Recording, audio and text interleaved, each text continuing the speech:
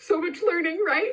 I want to take a little minute to actually put it into practice. It doesn't matter how much you learn if you never use it. And so I want to show you guys some actual designs. Let's take a look at how this looks in practice. For our first design, we're going to do the T-Rex. I love this little guy, and so does everybody who ever gets it painted. We're going to start on the mouth.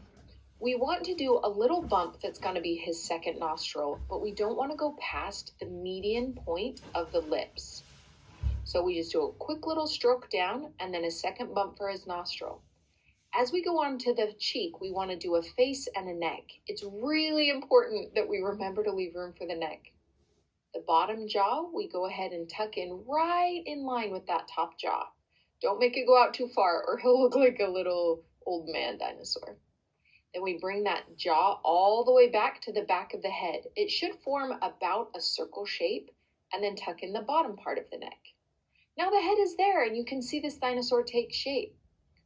On the cheek to the back of the face, we're going to do a big stripe that's going to be his back.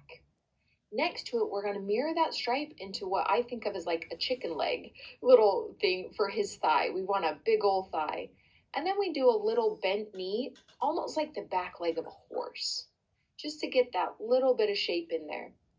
Now, people are going to focus on the head of your dinosaur, not on the back, but we still want it to be accurate. Now we just tuck in the little arm. T-Rex's arms are so small. This posture of him bending forward and down makes it fit better on the face, and all we have left is the tail. So we just do a nice stripe right across the forehead, flip the brush, and follow it back so that we get this overall shape. There it is. Now we just have the following through. We're going to go in and put in some stripes. Now, I love to use whatever the kids said their favorite color is. So here we've got blue, and we want to make sure they're curved. This will make our illustration look a little bit more 3D. So instead of a straight stripe, just give it that bend. All up the tail, the back, and the leg. We're ready for some white. Make sure that you activate your white really well so that it's nice and creamy. We start with these little flicks all along the teeth. Now, you know and I know that the kid's going to lick their lips and these are going to get messed up. And so because of that, I don't outline them, but they look so good. So we just got to make sure they last long enough for a photo. Then we're going to tuck a little eye there and go through and do some claws and some highlights. As we are putting things in, we want to make sure that we do the eye first so it has time to dry before we go in with our black. You're welcome to wait and do the highlights after you've done the outlining, but I find that it speeds me up, especially since I'm usually on the job, to be able to put those in right now while I have a really nicely loaded brush ready to go. As we put in the outlines, we want to start with the eye, and that's because at this point in the design, the kid has been sitting for a while, and by just tucking in these quick little details, we make sure that they are at their stillest. The longer a kid sits in your chair, the more the wiggles will come into play. As we go through and we do these details, we want to remember what matters the most, and that's going to be the face of this dinosaur. So we want to make sure that our load is nice and inky and that these fluid motions are traveling clear across. We don't want to stop and do little jerky motions.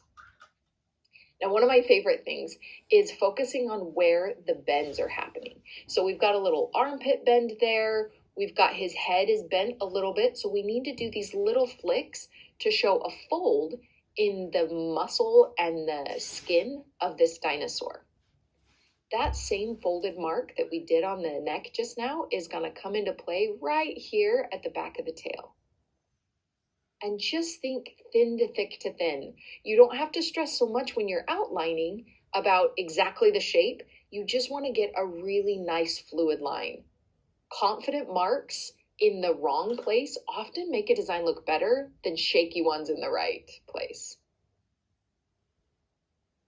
The back of this dinosaur comes together so quick because we just have a few of these little dark lines and we tuck them in place and there they go.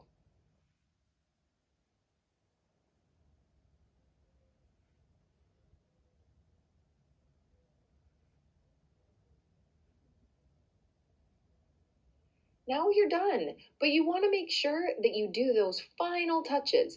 You take a step back and you look at the dinosaur and you say, okay, am I happy or do I want a little more?